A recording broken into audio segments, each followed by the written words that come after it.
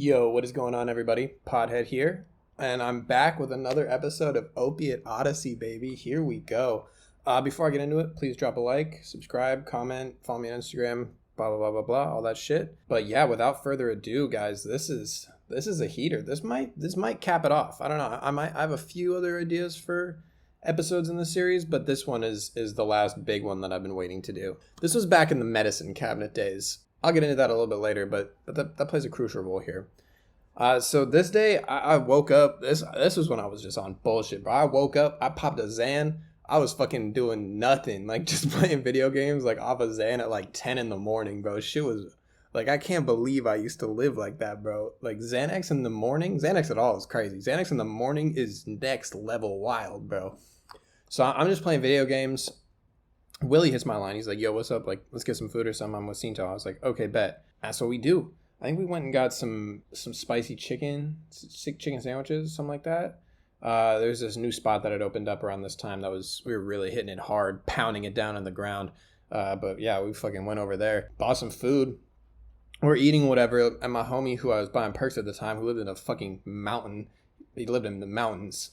I think I've talked about him once or twice in here before, but my boy was a mountain man type shit, huge ass beard, like no reception at his crib. Like you'd have to text him like a screenshot of your like ETA like on the Maps app, and he'd just come out of his house like around that ETA time. He's like, "Yo, I got some Percs. Like, you want some?" I was like, "Yeah, bet. Let me get some." We drive up into the mountains. This was a summer day. This drive was sometimes crazy, gnarly, but this is cool. It was breezy. It was sunny out. It's nice, bro. We were just driving, listening to music. We about to get some Percs. We about to get high, bro. Like, fuck it. We bought some Percs on the way down. We all did like half a Perc on the way down. And Willie was like, yo, you know what here crazy right now? I'm like, what, bro? Like some Whippets. I'm like, okay, like here we go. So we go buy some Whippets, and we were using the little cracker thing, bro. I fucking hate the stupid fucking cracker, bro. It always breaks the balloons, and your hands get all burnt and shit if you're doing like a lot of Whippets, because as soon as you do one Whippet, bro, you're gonna do 100. Like you can't stop doing Whippets, until they're all gone. So your hands are getting all frostbitten and shit. Fuck those crackers. I'm on team fuck cracker. That sounded crazy. Whoa. Anyways, we're just getting faded all day type shit. Like just in the car, like doing nothing, bro. Like driving around doing Whippets, like doing nothing. And we had probably gotten food at like, I don't know, noon or 1. And by now it's like 7 p.m., 5, 6, 7 around that time. I'm starting to get a little hungry, bro. I'm like, yo, we should go get some ramen, because we knew this spot that was like, it was a little bit out of town, but it was so fire. So we go to this spot, and Cinto would always do this thing when we'd go to this spot. They had this normal ramen, right? And they had like the spicy versions of the ramen, and the spicy pork tonkatsu ramen was hot as fuck, bro. Like I remember when you ordered this shit, it literally just came as like red stew. It was just chili powder, bro. That's all it was. Bro was just scarfing it down. I'm like, how are you eating that? Because I've had it before, and I would take like a bite. I'd be like, fuck, like this is hot as fuck. He's like, bro, as long as you just keep eating, like it can't catch up to you, bro. And like, I don't know, halfway through his ramen, I look at him, bro, it's like he's sweating out of his like eyes, like his face is covered in water, hats off, jackets off, like just panting and shit, trying to eat the rest of this ramen. This is so fucking funny. Anyways, yeah, we finished this ramen. I think I got some light like chicken karage or something like that. I wasn't that hungry, but sometimes when you're just like chilling all day, you don't have shit to do, you're like, fuck it, might as well eat, We were just, after that, bro, we got back in the whip, same old shit. We did not have nothing to do, because we had gotten banned from house parties a few weeks earlier. There had been this thing that circulated on group chats that was like a screenshot of our Instagrams and shit, and they're like, don't let these kids into house parties, like because we literally would just go steal drugs and then leave. Like we'd come in all like, yo, what's up? Like, what's the deal? Like fake vibe for a little bit, and then be like, yo, I gotta hit the bathroom, bro, and go and just ransack those medicine cabinets, because that's, free drugs type shit. So Cesar, one of Willie's homies, hits Willie. He's like, yo, I got a party, bro, like pull up. And we're like, okay, bet, lit, like fuck yeah, let's go party. And we weren't like, the agenda wasn't even on some like obviously in the back of our heads we're like, this could like, we could come up on something here, but we were just bored. Like we just want to go kick it, like have some fun and shit.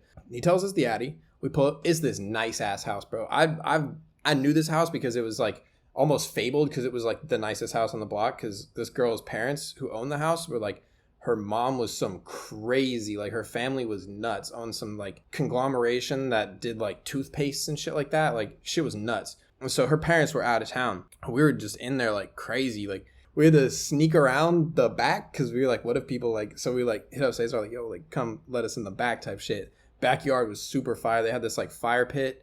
Like there was a shit ton of people in the backyard. So honestly, like it wouldn't have really mattered where we went in, but like, you know, we're like fake smart. Like we pull up from the back, we're going. We get this house. Girl whose like house it is, it's her parents. Her name's Gabby, right? So her dad was the sheriff of this little town. We did not know that though. And her mom's family, like I said, owns some crazy shit. So this party's kind of lit. Like everyone's getting drunk, like doing coke. We're smoking in the backyard, just trying not to get noticed. Like we're literally just like, because this happened to me every time I pull up to a party where I'm like, I want to go do something like so bad. And we go to a party, I'm like, I fucking hate this so much. Like I wish I was doing anything but this. And so I just be in the back, like just fuck, I want to leave so bad. Just like chain smoking weed, just like people watching. Honestly, the people watching is pretty enjoyable. If you go to like a big party and you see like how all these humans interact with each other, it's interesting.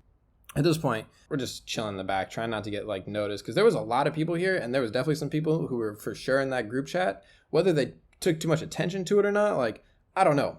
At that point, we were tripping about it. We're smoking, right, and we see this like these girls are kind of like arguing. We're like, whatever, like, you know, you get drunk, you get high at a party, like you're fucking in a mood type. She in her mood, Ice Spice style, you know. We're watching, and this girl like starts fake like hitting this girl, and I'm like, whoa, like this is crazy. And they just start fucking each other up, bro, like grabbing the hair, like fucking scrapping. I'm like, whoa, this just got kind of crazy right now. Like this is kind of lit.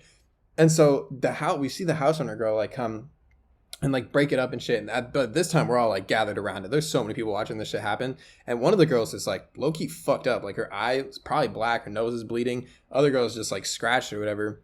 But the owner of the house like kicks the other girl out who wasn't that fucked up, and like takes the fucked up one, like, yo, like come here, we're gonna get you right. Like follow, like, you know, they go to her room, they're doing girl stuff or whatever, and we all look at each other, or Cino and I look at each other, we're like, yo, this is our moment right now, bro. Like, what are we waiting for? We go into the house like all sly, nonchalant, like we're just chilling. We're like, yo, what's up? What's the deal? We're like talking in this group of people, and I look at Cino. Cino looks at me, and Cino's like, yo, I gotta go to the bathroom. And I'm like, okay, bet. So we like slide out of this like group chat that we're in, and this house was huge, bro. Like there was I don't know how I can really explain this, but the backyard went into this like, it was like an outside kitchen, like bar type shit, right? And then it goes in, it's huge, like floor to ceiling windows, right? And then in there is like this like nice ass kitchen, and then from there past the kitchen is like a little stairway upstairs, and then there's like a bridge to like the master and like other stuff of the first floor. Actually, I don't even think, no, don't, because the master was upstairs. The bridge was right. Okay, so the bridge was to the girls' room, because we saw them go across the bridge. They're going that way. That's her room. We got to go upstairs. That's where the master is for sure. Because you could also see it when you looked at this house. Like there was a huge like terrace on the upstairs part that you could see, like, and that was the master for sure, 100%. I'm like, yo, like, go get the meds, fool. Like, I'm finna stay here and watch out. Like, I'm literally just sitting by the stairs, just like fake on my phone type shit, like hitting my jewel, like surveying the situation, you know?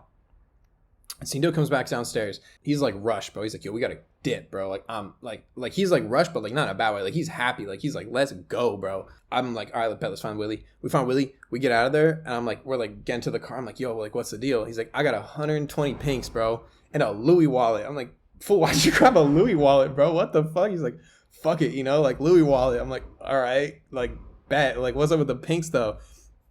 Pulls these out, like full ass, like such a full prescription of painkillers right here. Like you could not have fit another one in that bottle. Like we were so hyped, bro.